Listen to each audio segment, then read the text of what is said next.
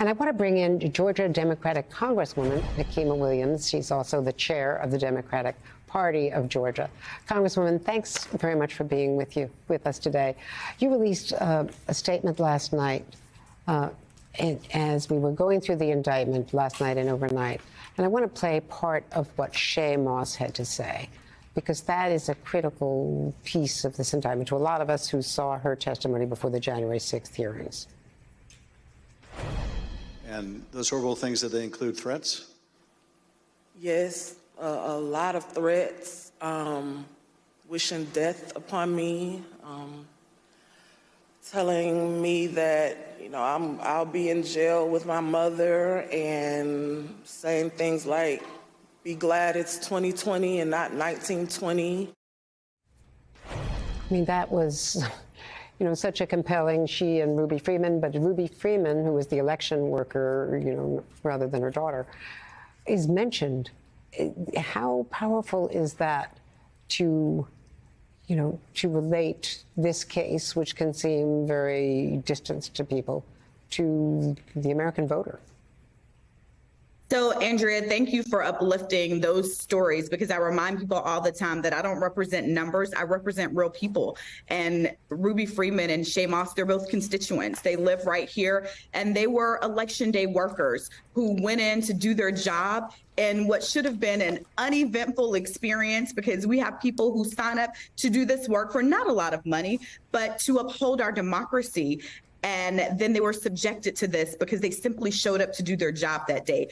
But that is why we've introduced legislation in Congress around election subversion. And I was happy to hear, when hearing the details from the indictment, that my district attorney, also a constituent, was also focusing in on the election subversion piece, and not just the pieces that you hear about so often in the news and the media, because let's be clear, Donald Trump and his co-conspirators have done a lot of things that are illegal, and our district attorney is going to get to the bottom of this. But uplifting those things around the election subversion, and everyday people who didn't sign up to run for office, who didn't sign up to be subjected to this, had to move out of their homes and seek safety because of the threats that they were receiving, all because a sitting president who knew he didn't win an election, who planned for this when he thought he might lose the election, put a target on their backs. And that's why leaders in this country have to step up and do something about this to save our democracy, because it's about real people.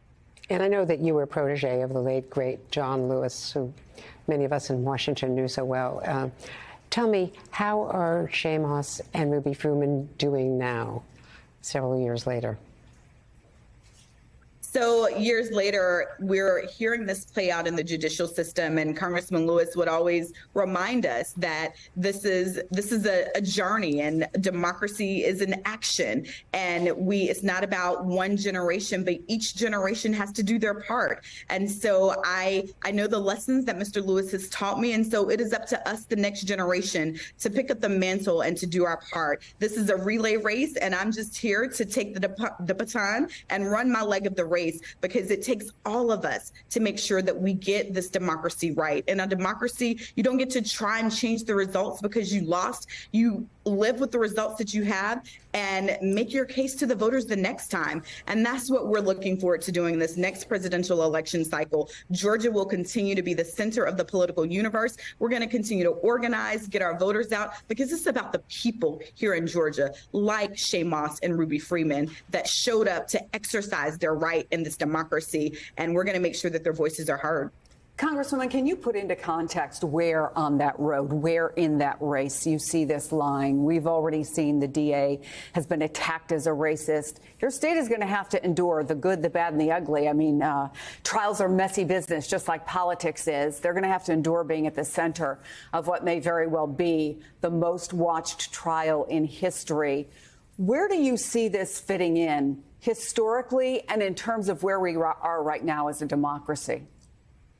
So in Georgia, we're used to this. We're the cradle of the civil rights movement. So we're accustomed to being in the spotlight for things that are not always the best parts of our nation's history. I'm born and raised in the South, and so I understand what it means to operate in a system that wasn't designed by or for people who look like me. But our DA has shown us that it is never the wrong time to do the right thing. And she's willing to step up, even putting her own safety and her family's safety on the line. So I'm glad that she's getting the protection that she needs. And we need to make sure that we've seen the increase and threats against elected officials, especially Black women who are elected to office in this country. And so we have to make sure that people are kept safe. But this is our civil rights moment. And if you are ever wondering what you would have done during the civil rights movement, would you have stepped up and done your part to stand on the side of truth and justice? This is your opportunity to find out, because this is our civil rights movement.